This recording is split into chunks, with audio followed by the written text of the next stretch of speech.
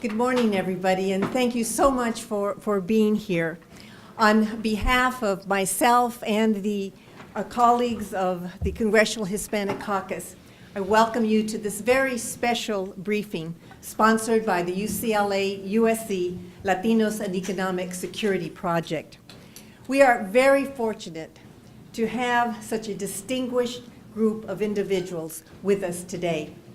Their insightful presentation, Reframing the Generational Divide, Baby Boomers versus Young Latinos, provides an opportunity for us to hear firsthand about a critical challenge that will soon be faced by our nation's citizens and its leaders. I am particularly proud to co-host this briefing because it would have meant a great deal to my father, the late Congressman Edward R. Roybal. My father had very close ties to both UCLA and USC, which is reflected by the fact that his legacy continues through the archive at the UCLA Chicano Studies Research Center and through the work of the USC Edward R. Roybal Institute on Aging. Today's briefing touches on two issues about which he cared deeply about: the aging of America and the future of the Latino population. The aging of our nation's 78 million baby boomers will, within the next 25 years, intersect with another significant demographic change, the rapid growth of a young Latino population.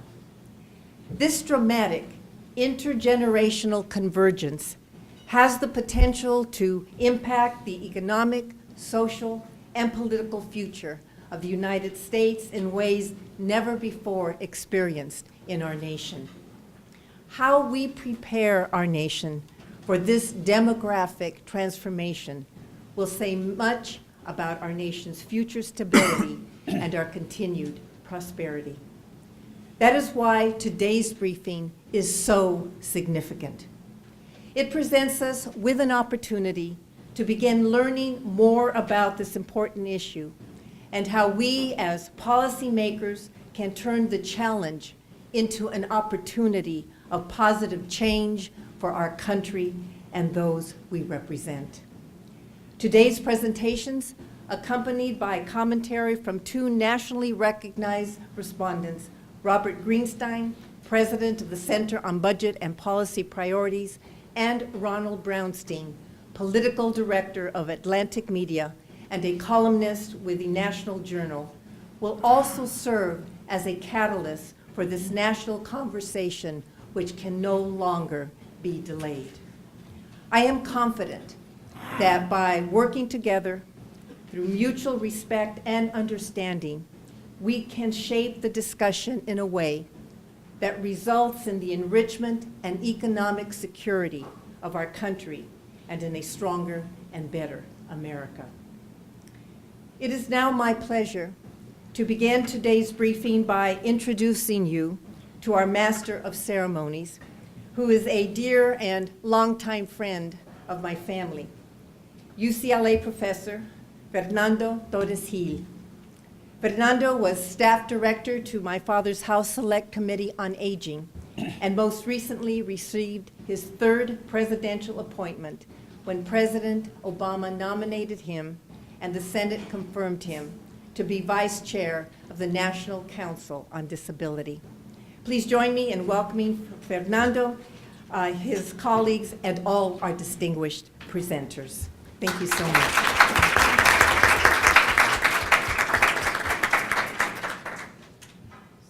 Thank you, Congresswoman Lucille Roybal-Allard. Thank you both for your leadership on behalf of Latinos, Latino elderly, and for the tremendous legacy you've continued from your father's efforts over the last century.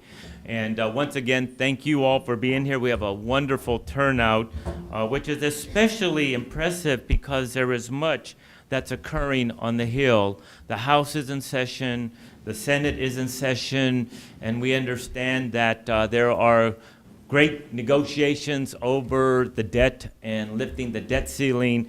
and discussions perhaps even about the important entitlement program. So certainly all this is going to be relevant to the topics of today.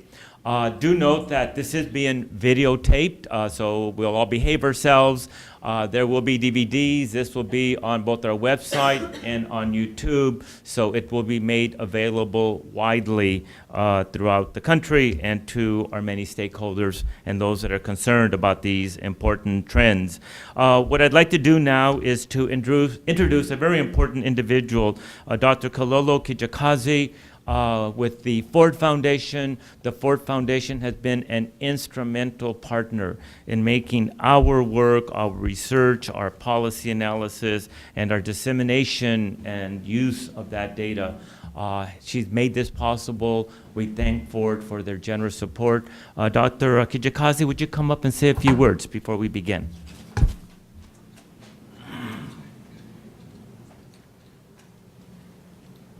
Thank you, Fernando. Good morning. It's a pleasure to be here. I'd also like to thank Representative Roybal-Allard and the Congressional Hispanic Caucus for sponsoring this briefing this morning.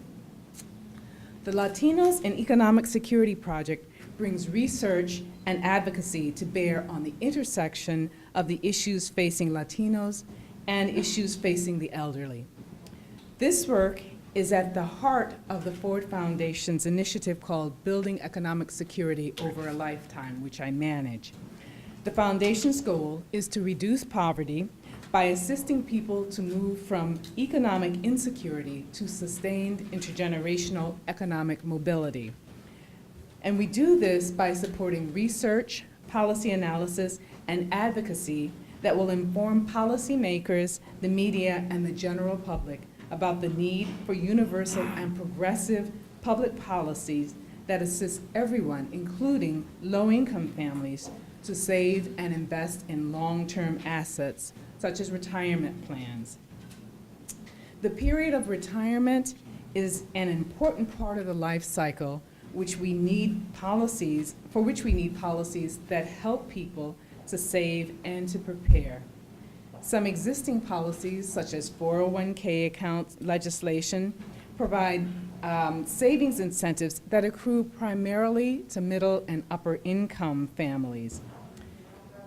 There is a need for policies that provide similar incentives to low-income families, and there is also a need to ensure that the Social Security program remains financially sound and its benefits are adequate, and adequate for families that are economically vulnerable in particular. The Latinos and Economic Security Project addresses each of these priorities.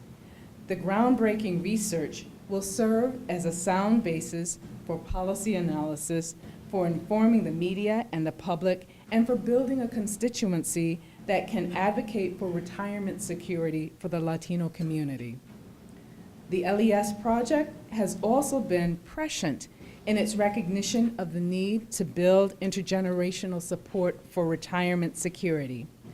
This effort is a perfect fit with the work that the Foundation is supporting to build a constituency of young people as well as middle-aged and elderly people who are able to make their voices heard in the debate on Social Security reform and retirement security more broadly. So I congratulate the LES team and its work thus far, and look forward to the positive impact that it is going to have in the future. Thank you.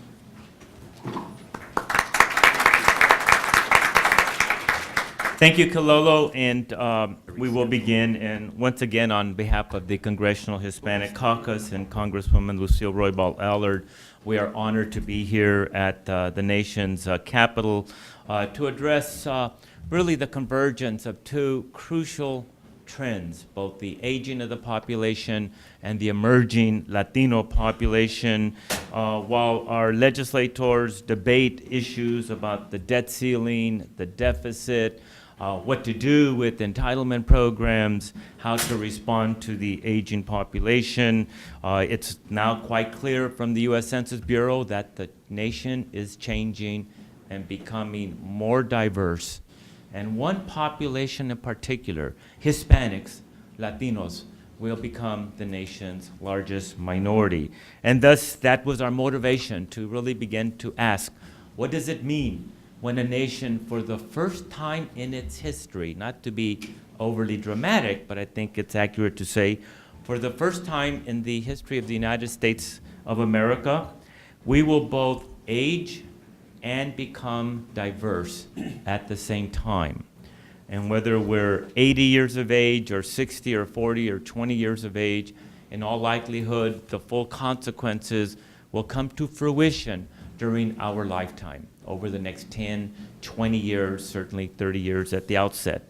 And that is why we have this very impressive panel that will both begin with a presentation on the data, the facts, and that will be presentations by Professors Wilbur and Gasomias, close enough, from the University of Southern California, and then followed by the challenges and opportunities of this dramatic convergence by Professors Noriega and Benavides, both from UCLA. And then we have two very important individuals who have been speaking on these topics, who have been raising the implications, the repercussions, and what it might mean in terms of insights. Both Ron Brownstein and Bob Greenstein, who is on his way and will be joining us shortly. And they will constitute a panel that will look at the budgetary and policy implications. All of you will have an opportunity to ask questions, to engage in the dialogue. And so with that, I will stop and first turn it over to our panels of our USC colleagues, Kate and Zach. Please take it away. Thank you. Good morning, everyone. It's a pleasure to be here. I'm half of the data team, and we're going to be talking about the two populations that you've heard about. First, the baby boomers that are part of our rapidly aging population, 78 million baby boomers, some of whom weren't even at Woodstock, although they might not tell you that. The baby boomers were born between 1946 and 1964, so the first baby boomer turned 65 this year, and they will begin to enter retirement age and retiring, or of retirement age, maybe not retiring over the next 20 years. We also, as has been indicated, have a growing Latino population, currently at 50 million in 2010. Half the US population growth in the last decade has been as a result of Latino population growth. We use Latino interchangeably with Hispanic to refer to people of Mexican, Puerto Rican, Cuban ancestry. Those are the three largest groups. I just want to share this visual with you because I think this shows the combination of the two populations. And what you see, if you look at the sort of broad outline, that's the non-Latino population by age, starting from 0 and going up to over 85. And it's pretty much of a rectangle, showing that younger ages and older ages are fairly similar. The red is the baby boomer population. One gerontologist calls this the pig in the demographic python, kind of moving through the demographics. The gray shaded area that you see is the Latino population, and it looks very different from the non-Latino population in that it's very young with a much fewer proportion of older adults. So I think this visual helps you kind of keep in mind how different those two populations are. This is 2010. In 2030, we have an even more sharply rectangularized demographic among non-Latinos, and at that point, the early cutting-edge baby boomers will be just verging on 85, so that'll be an increasingly older population. This results then in a working-age population that's increasingly Latino. Currently, about 1 out of 6 workers are Latino, 15%. By 2030, that's going to be almost 1 out of 4, 23%. So we're going to be talking about the implications of that. I just want to share with you, I'd be more than happy to talk about our data sources, but we've used a lot of census data as well as the health and retirement study that drills down on middle and older adults' wealth and health areas. So I'm now going to turn it over to my colleague Zach, and he's going to walk you through some of our most interesting findings. So to quickly cap over what we'll be presenting in the next few slides, three key points. Firstly, that the Latino baby boomer population in the US holds more wealth than did their parents' generation. Secondly, that education is really critical to eliminating disparities between Latino and non-Latino income and wealth. And third, that supporting the education and naturalization of the Latino population will benefit the US economy. So we like to think about the intergenerational relationships in terms of this flowchart. We see 4 different aspects of how this works, and we'll be covering those 4 in the next few slides. First, we're going to start by looking at the characteristics of the Latino working age population. Just very briefly, in terms of the 2 key demographics I mentioned before, working age Latinos have lower educational attainment. They're less likely to have completed high school or college. And Latino immigrants within the working age population are less likely to have naturalized than non-Latino immigrants. Moving on to the individual and household economic security of the Latino population. First, we look at income. Now, this figure shows the median levels of income for the 4 racial and ethnic groups, as well as the dispersion of income across within the racial and ethnic groups.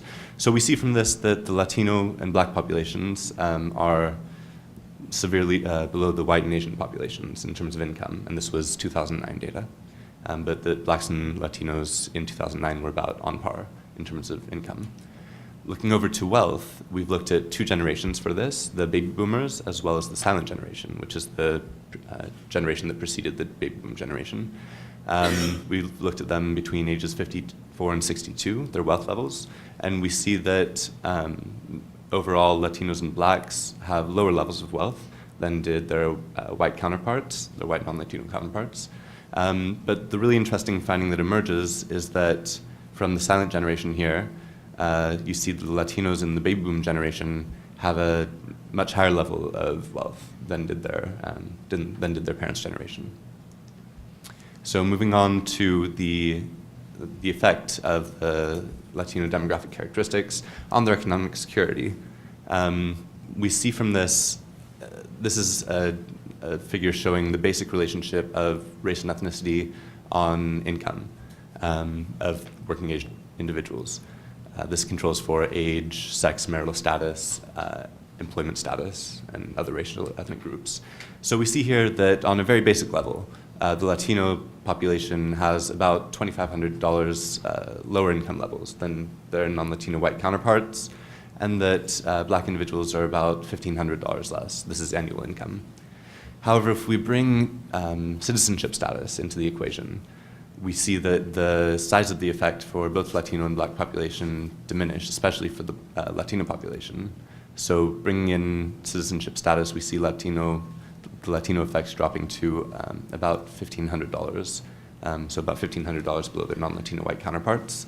The Black level stays about the same here, and we see that being a non-citizen is associated with about $2,000 less annual income. Bringing in education into the equation as well, we see the effects drop even more dramatically. If you pay attention to the Latino and Black bars, you'll see that they drop really considerably. The Latino bar especially drops down to about $500 below their non-Latino white counterparts in annual income. The Black level's around $700 below their non-Latino white counterparts. So we really see when we take into account the sociodemographic characteristics, we're eliminating much of the disparity between the non-Latino white population and especially the Latino population. Although if you look at the 2 populations in general, Latinos are below, it's really largely due to their sociodemographic characteristics. So we see that education and naturalization are both key for income, and we've found similar effects for wealth, and those are, you can view those in the posters outside. So moving on to the impact of the economic security of Latinos for the US economy. If we were to elevate the sociodemographic characteristics of the Latino population to levels of their non-Latino white counterparts, to non-Latino counterparts in general. So if we elevated their education level to non-Latino education levels. And if we elevated the naturalization rate of Latino immigrants to that of non-Latino immigrants, we would see increases in their incomes, in their annual income. And that would have consequences for federal revenues, both through income taxes to the general fund and through payroll taxes to Social Security and Medicare programs. And again, there's more information on this on the posters outside. So some other benefits that improved sociodemographic profiles would have to retiree baby boomers, if we were to improve the sociodemographics of the Latino population, would be through such things as lower demand for need-based services amongst the Latinos population, increased purchasing power, posing a potential answer to the question that's been posed by USC Professor Dal Myers of who will buy the baby boomers' houses when they age and decide to downsize. The Latino population could be an answer to that. And they'll also help fill the manpower needs for the health and long-term care services that will be required as the baby boom generation ages. So just briefly in summary, the retiring baby boomers will rely on the Latino population through things such as tax income, workforce support, and purchasing power. Education is really key to Latino income. And finally, the U.S. economy would benefit greatly from supporting educational attainment amongst the Latino community. So with that, we will pass it on to... Let me just... We're right on schedule. Actually, have 1 or 2 extra minutes, so I'm going to take advantage of that. First of all, as our 2 presenters mentioned, the summaries of their presentation are available. You have a folder with much of the background information, so you don't have to be taking lots of notes. And of course, we have the posters out there. So all the issues about how we got the data, how we assessed it, how we analyzed it is all in your materials. Before I move on to the next panel, just to keep your engagement here, we've got 2 minutes. Let's allow 1 question to our 2 colleagues that have just done their presentation. Is there 1 question, burning question, that someone might want to ask? And the individual back there, yes. And if you could just stand so we can hear you. Step up to the mic if you don't mind. Oh, there is a microphone. Sorry to make you get up or to trip you. You've survived. Yeah, I made it here. So with that New York Times article that came out yesterday regarding a perceived reduction in immigration from Mexico, I was just wondering what your long-term assumptions are based on in terms of the long-term immigration projections. Are you just using like population projections from Census Bureau, and how are their assumptions changing? Thank you. Great question. I assume you're referring to the article about Central Americans. It's not Mexican. That's- It was Mexican. Oh, about Mexican Americans. Okay. I Please. didn't see the article, but I do know that over about the last 5 years, there has been a reduction in immigration, substantial reduction. And so I don't know in terms of projections, I don't think that has been analyzed, but if we look at immigration and naturalization, I think there's implications. Zach, quick comment? Just response? briefly, we did use the Census Bureau projections. We've used the mid-range projections for this. If you look at the 2009 projections they put out, they gave several possible scenarios: high immigration, low immigration, zero net immigration, and zero immigration total. Constant immigration, excuse me. So we've used the kind of mid-range immigration assumptions. I don't believe they've been updated for recent policy changes, but as they are updated, we will update our figures as well. We will let us pursue your question with our next panel. I think that'll help to bring it up, but thank you. And by the way, as more people come in, encourage them to come to the front. We're pretty well full in the back, so we have some few chairs here in the front. Well, that gets us in. Thank you for that kind of a nice lead, and that gets us now to the so what. So what does all this mean, and what are both the challenges and the opportunities? I will say at the outset that we were deliberately provocative in how we entitled our presentation, Baby Boomers versus Young Latinos. We did not mean to say there's going to be conflicts between baby boomers versus young Latinos. That's kind of to entice you to come to this presentation. But it does mean that we have to address the potential tensions, challenges, and see how we can best turn it to an advantage and to an opportunity. And with that, I'd like to now ask Chon and Max if you could address some of those relevant issues. Thank you. Okay, well, thank you, Fernando and Zach and Kate. You've just been presented with findings that have been part of a project that's been going on for about 6 years that describe the current state of the U.S. population when one takes into account the Latino working age and retirement age populations, or part of the population. Now, I'm going to return to this slide because I think it's worth looking at one more time, since it gets at a fundamental dimension of the apparent conflict between baby boomers and the Latino population. Now, while these two populations necessarily overlap, there are Latino baby boomers, they are also distinct with regard to proportion. And I'm going to go back over something that Kate pointed out in terms of the structuring of these two populations. Among those under 40 in the U.S., Latinos are overrepresented relative to the general population, whereas among those over 40 in the U.S., Latinos are underrepresented. In effect, Latinos are on average a much younger population within the United States. Thus, while our studies reveal that Latinos rely on Social Security to a much higher degree than other groups, due largely to lower education and income levels, but also higher life expectancies, it is also clear that Latinos contribute to Social Security at a higher proportion than other groups. What I'd like to do is look at this from another angle, and some of this will go over information that was presented and then push out a little further. Today, Latinos make up about 15% of the working age population, but only 7% of the retirement age population. Now, these 2-to-1 proportions will hold true over the next generation. In 2030, Latinos will make up 23% of the working age population, but only 12% of the retirement age population.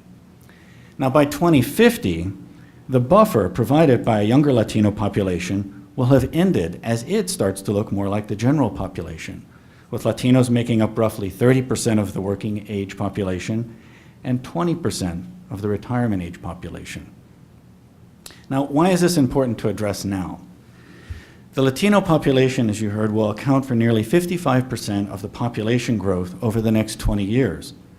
But even more astoundingly, it will account for 100% of the working age population growth over the same time period.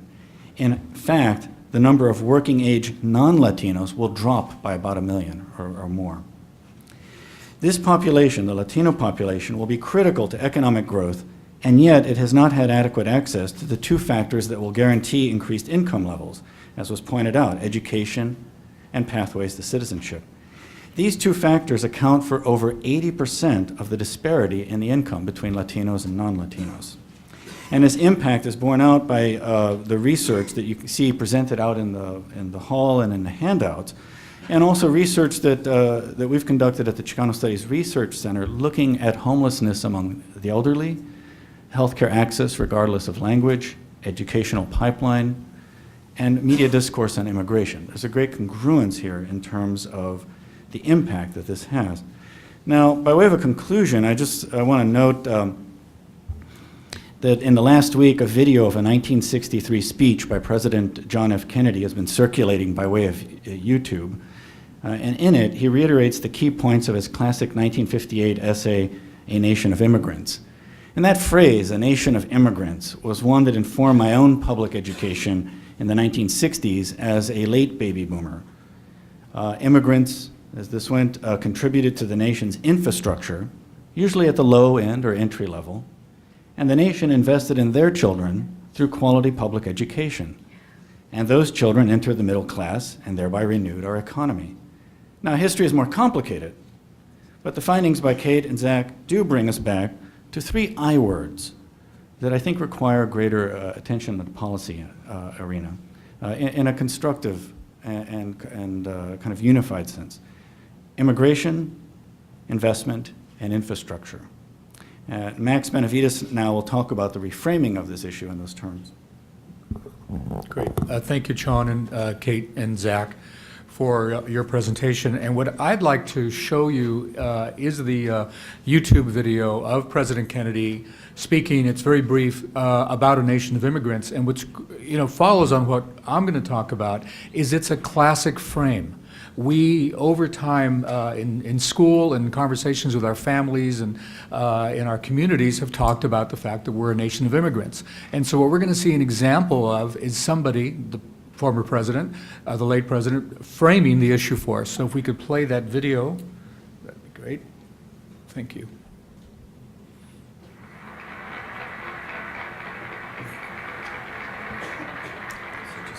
With the very deepest sense of pride that on behalf of the Anti-Defamation League, I present America's Democratic Legacy Award to the President of the United States, John F. Kennedy.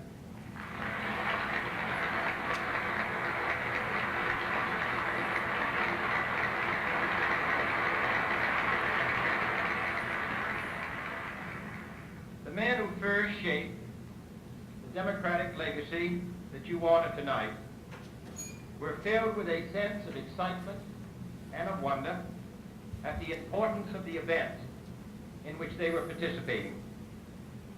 America was to be the great experiment, a testing ground for political liberty, a model for democratic government. And although the first task was to mold a nation on these principles here in this continent, we would also lead the fight against tyranny in all continents. This is a great inheritance. It is a proud privilege to be a citizen of the great republic, to realize that we are the descendants of 40 million people who left other countries, other familiar scenes, to come here to the United States to build a new life, to make a new opportunity for themselves and their children.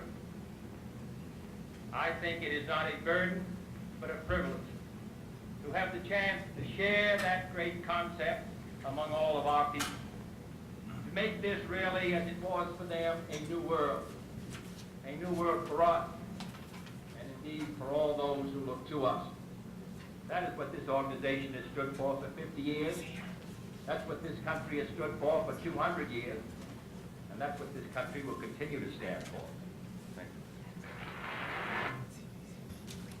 That was an example of a classic frame, and you could see the way that he set it up in each way, calling it an inheritance, defining the country, defining the nation. And what we have a chance to do here is to begin the process of reframing what could be a very contentious issue between older whites and younger Latinos into something that would be a constructive compact. And I very quickly just want to talk about what a frame is. We use them all the time. It really is a way of organizing our thoughts. A classic example that we see right now, one of the most dominant frames in our national dialogue, is the economic recovery will come by giving deficit reduction priority over job creation. And so this focus on the deficit, which we've never seen so much before as we have today, and it's kind of underlined by what's going on over down the street as we speak, is a good example of how a frame has captured the national dialogue. And but frames, what frames do for us is they connect to our values and our emotions, the way we feel about things and about issues. And facts, like the facts you were presented with earlier, they get their meaning and relevance from frames and how they are put out and spoken of and talked to with other people. What we want to do is we want to reframe this idea today. We want to begin that reframing process. But when we do reframe, we don't want to use the same language. So if we were to reframe what the deficit reduction frame has been saying, we would say instead, putting Americans back to work will lead to more revenue and help reduce the deficit. We will turn that around. And in the very same way, we want to do that with what we are calling, based on what Kate and Zach and Sean have presented, the mutual benefit frame. You could see when we talk about the fact that what's going to make a difference for the younger Latinos is education. What's going to make a difference for younger Latinos is citizenship, the path to naturalization. Then we want to say that there's a mutual benefit here.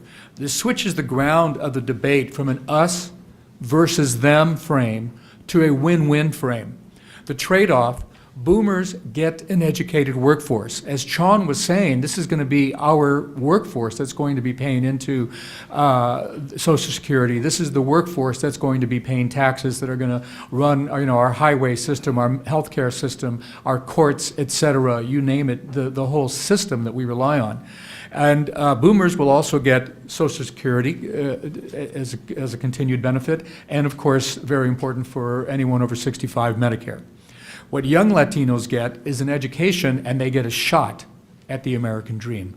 So what we will be saying, in our work as we disseminate it, laying a foundation with what we think is really excellent data and an analysis of that data, is that we think there's a mutual benefit here, and we want to push that out. We want to have that as a frame, just as you saw in the clip from with President Kennedy. There's a nation of immigrants, and what we're going to say now is there's a mutual benefit here, and we need to all be striving toward that. So it's something we're all in together. This is what's called a unity frame, and if you follow folks like George Lakoff, et cetera. But what we want to say is that we all will benefit if we can find the funds for education, if we can find the path to quicker naturalization for non-citizens, and the folks on the other side of this, the white baby boomers, they'll be able to get the benefits that they've earned, through their work. Thank you. Thank you, Sean and Max. Just one public announcement. The building has been closed down. What do I mean by that? We just got word that apparently unattended bags were left out by the visitor center. So the building is in some kind of a lockdown. So don't be in any hurry to leave. Enjoy the food, enjoy the company, enjoy the air conditioning, because we just were told 5 minutes ago the building has been closed. And so we're not going to get any more. However, one true adventurer managed to sneak in. You just saw Bob Greenstein come in. How he did it, I have no idea. He left his bag upstairs. There's no one else is going to be allowed into the building for who knows how long. So, but neither event, we will. I got in by telling them, Fernando, that you were expecting me. That and $1 might get you a cup of coffee. Is that how it goes? Thank you, Bob, for being here. We're going to move on to our great next panel. But let me just say, thank you, Sean and Max. You now know that we do have an agenda in this special briefing, but it is not an ideological agenda. It is not a partisan or political agenda. This is strictly nonpartisan, bipartisan. We have Republicans and Democrats in our groups and independent as we have here. But I think as Sean and Max have laid out, maybe perhaps given the data that have been presented, maybe we can look at it in a different prism that might help us to get beyond the ideological and visceral debates that might in fact create a cleavage between Latinos and baby boomers. Maybe we can get beyond that to find a common ground. But that's kind of our naive, West Coast-centric optimism. But now we're going to have two reality persons from the Beltway that know what that reality really is about. And we are so both fortunate and honored to have Ron and Bob with us. Two individuals that I have admired for many years. We and they may not always agree, but we also know that this country is a great democracy, and so we need to be able to look at these issues from various perspectives, and from that, hopefully come up with a type of common ground. So to ensure that we have enough time, we're now exactly on schedule. I'm going to ask first Ron to speak while you catch your breath, Bob, and catch up with us, if that's okay. And Ron, you've written about this. You had really a fascinating article in the National Journal on the brown and the gray. You did not use verses. Mm-hmm. You had the brown and the gray. I appreciate that. So if you could give us your insights, your thoughts. I'll hit you with the question afterwards. And then, Bob, we're going to ask you certainly your thoughts on the budgetary and policy implications of these demographic dynamics. Well, thanks for inviting me, because I think you are addressing what, to my mind, is one of the central questions in American policy and politics over the next several decades, which is, are we going to see a sense of commonality of interest between what I've called the brown and the gray, or are we going to see really a generation of political and social conflict?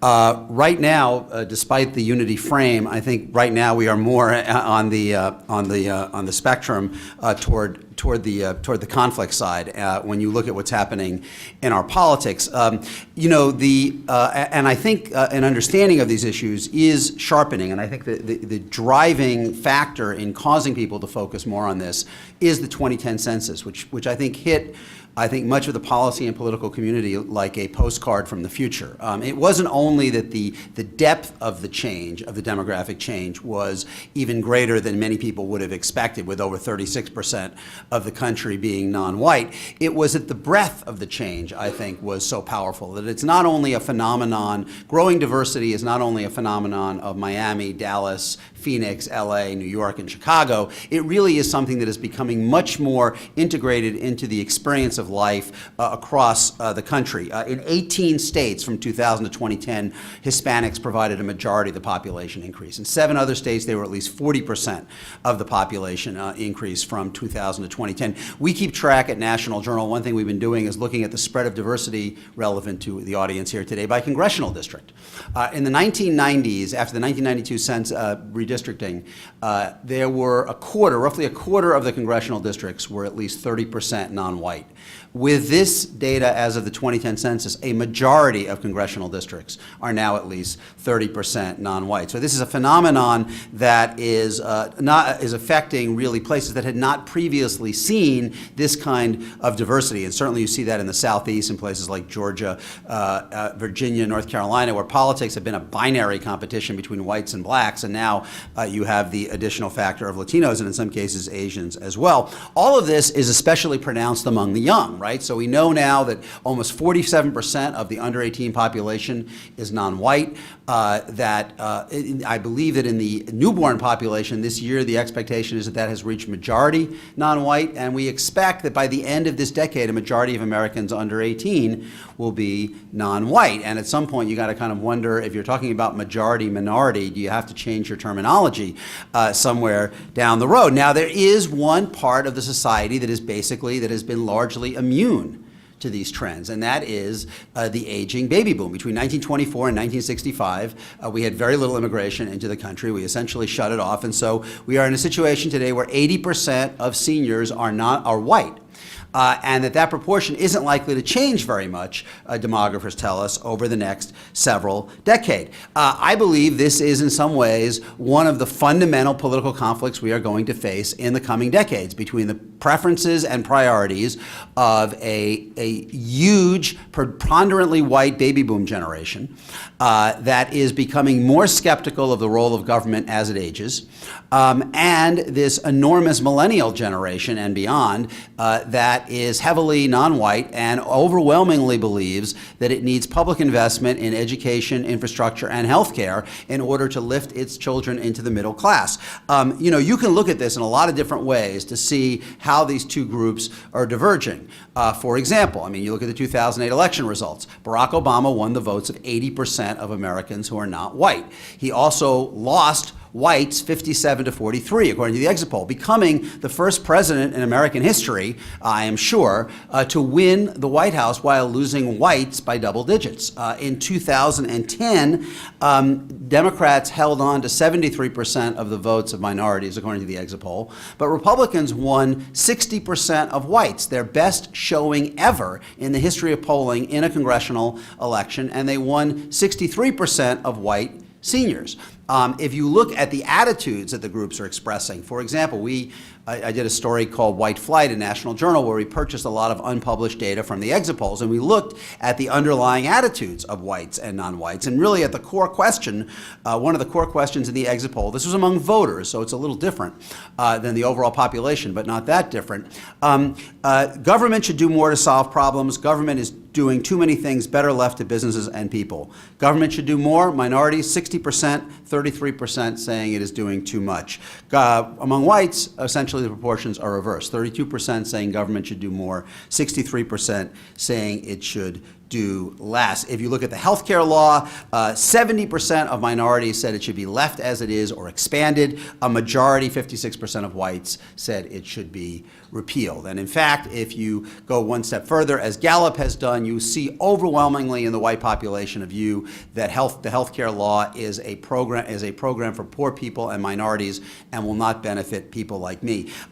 In some ways, these disputes, I believe, and have said that this fundamental fissure over the role of government is introducing a racial split and infusing our politics with a kind of a racial consciousness that really hasn't been there, I think, since the 1990s. In the 70s, 80s, and 90s, our politics was very starkly divided by race, and you had issues like busing and affirmative action, crime, and welfare that really kind of poked at those divides. That really moved back in the 90s and the first part of this century. Bill Clinton, I think, consciously tried to put out some of those fires, and then George Bush, I think, as well, didn't really play in those waters. But now I think we are back in a period where you do have a fundamental divergence in the view of the role of government between a Republican Party that is overwhelmingly dependent on the votes of whites. About 90% of John McCain's votes, for example, came from whites. Democratic Party that is moving toward the point where at some point, probably in the next, I'm guessing, maybe three elections from now, a majority of Democratic presidential votes may come from minorities.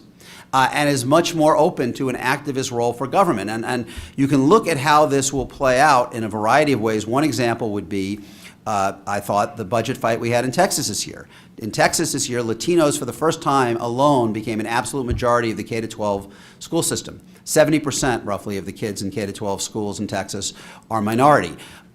Rick Perry, the governor, who also was 90% of his votes came from whites, absolutely refused to consider tax revenue as part of any budget solution. So the state imposed unprecedented cuts in the state contribution to public education.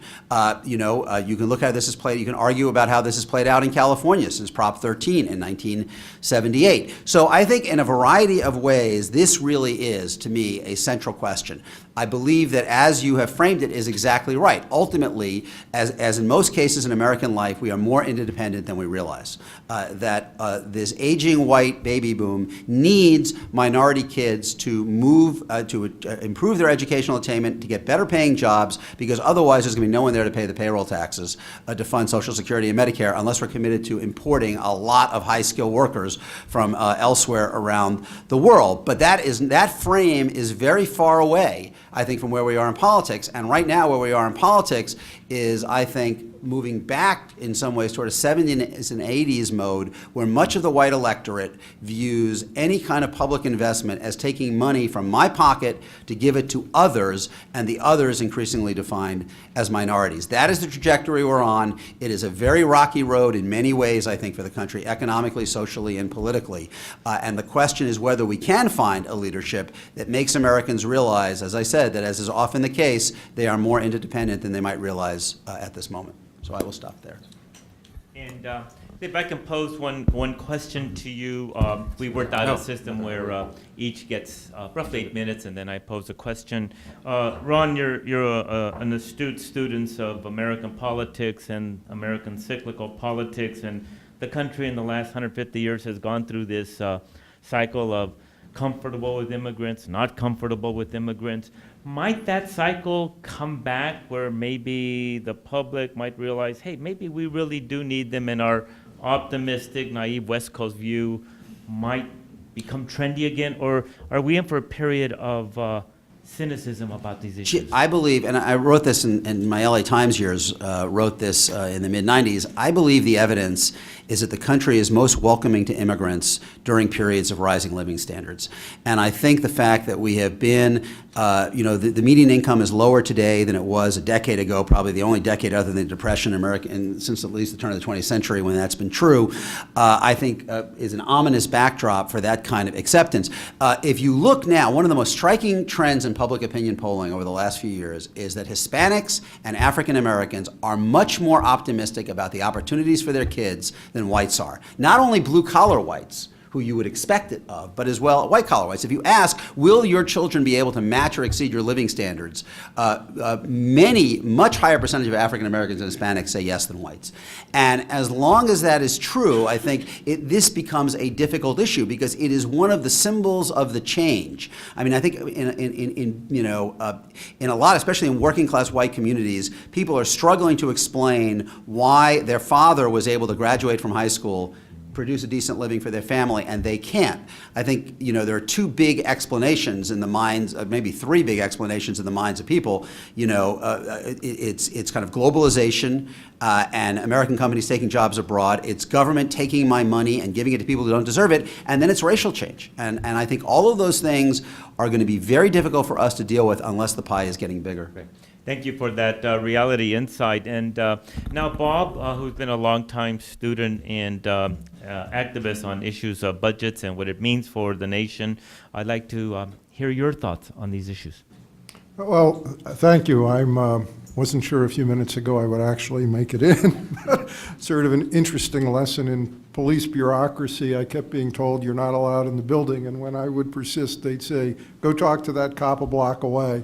On the fourth try, I got to a cop that said, oh, you're giving a talk in the visitor center, of course we'll let you in. Thank you. And it's, fortunately, Fernando and his team sent me all your material ahead of time, so I was able to hear it, although I didn't hear your presentation today. And it's a real privilege to be on this panel. I think you've just heard in the last 10 minutes why many of us, certainly my colleagues at the Center on Budget and Policy Priorities, as well as myself, regard Ron Brownstein as the single most thoughtful and insightful journalist in Washington, period. There's no one else who goes into the depth of the issues like Ron does. So I'm flattered to be on the panel with him. I think the story that the new figures and presentations you released told, the general themes may not be new, but the particular statistics and the way you've presented them are, and I think they're quite striking, and I hope they will make a significant contribution. They have, in my view, significant policy implications, which is what I'd like to talk about for the next few minutes. Sometimes when one is in a discussion of Social Security, people who are new to it look at the Social Security trustees report that forecasts a long-term shortfall, and they say there must be something wrong with what the trustees did. They're projecting part of the big reason, a big part of the reason for the projected long-term shortfall is that they project slower rates of U.S. economic growth in coming decades than we've had in the past. Why would they do that? Well, the answer, trustees are not wrong, and the answer isn't complicated. The rate of economic growth, roughly speaking, is the sum of the rate of growth of the workforce and growth in the rate of productivity among U.S. workers. And because of the aging of the population, all the forecasts are for a very large slowdown in the rate of growth of the workforce. And absent a big increase in the productivity rate, economic growth slows, which gives us bigger shortfalls in things like Social Security and Medicare, and makes our projected future budget deficits larger as a share of the economy.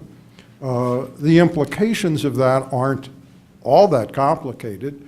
They mean we actually need more immigration, not less, in coming decades. And they particularly mean that we should be placing a very high priority on making the workforce of tomorrow as educated and skilled as possible in order to have higher rates of productivity and productivity growth.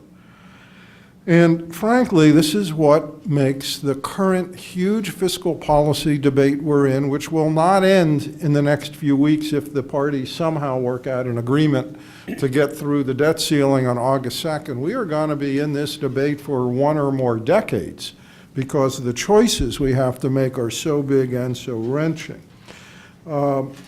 It's part of what makes the current debate so frustrating, and I want to take as one example college education. There are a series of studies, including some new ones from the Hamilton Project, showing the returns on college education. I won't take the time to go into them. What I want to note is that alongside the growing importance of college education, we've had really big increases in the costs of going to college. So between 1980 and 2009, the average annual cost of tuition, fees, room, and board of a public four-year college rose 129% after adjusting for inflation, and the average cost of a private nonprofit four-year college rose 143%. Now, increased financial aid made up some of the gap, but only some. And the effect has been the sharpest, not surprisingly, on people from low-income backgrounds who are disproportionately minority. An important study from the National Bureau for Economic Research found, and I'm quoting, a dramatic increase in the effects of family income on college attendance since 1979. Into this mix comes Pell Grants, the federal government's main instrument to help very low-income students from low-income backgrounds afford college. From the mid-'80s to a few years ago, Pell Grants had eroded heavily as a share of annual college costs. Congressional Research Services reported that in 1985, Pell Grants covered 54% of the cost of college tuition, fees, room, and board at four-year public colleges and 23% at four-year private colleges. But by 1995, that had fallen to from 54% to 35% and from 23% to 13% and continued to erode after that. Very serious problem. To help address those problems, the previous two Congresses and the current administration took a number of steps in the 2007 and 10 period to boost Pell Grants, including increasing the maximum grant. They made other improvements as well, and between that and the fact that in an economic downturn, some people who can't find jobs wisely say, rather than sitting at home, I'm going to get more skills and education, so I will be able to be a more skilled worker when the economy recovers. All that has substantially increased the cost of Pell Grants, which has now made it one of the prime targets for deep budget cuts. In H.R. 1, that is the appropriations bill for the current fiscal year that the House passed at the start of the year, and then we had all those negotiations through April that to at the last minute avert a government shutdown. In the original bill the House passed, it would have ultimately cut, not immediately, but ultimately cut Pell Grants by more than a third, by more than about $2,000 a student. That pales by comparison compared to the Ryan budget that the House passed in April. That would cut Pell Grants by over $100 billion over the coming decade. I had a conversation off record about a month ago with a senior OMB official who I won't name, who has broad responsibilities for all sorts of social programs, large and small. And he said to me, you know, Bob, I think about all of these, Social Security, food stamps, whatever. He said, the one that keeps me awake at night is Pell Grants. I'm really scared that in the years ahead, we're going to significantly reduce the support that enables a lot of lower income kids to go to college. He said, that's the single thing I worry about the most. Now, as you know, we have this debate on taxes and spending.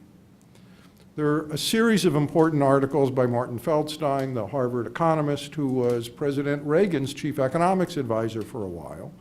And Feldstein wrote, if you want to look at wasteful or lower priority spending, the first place you should look is the more than $1 trillion a year in tax expenditures, spending, subsidies that are in the tax code. Included in the tax code are some tax breaks for upper middle, and upper income people to defray their college costs. The BES data suggests it's a nice tax break, but it has virtually no effect on college attendance because the people who take the most use of it would have been able to afford to go and would have gone to college anyway.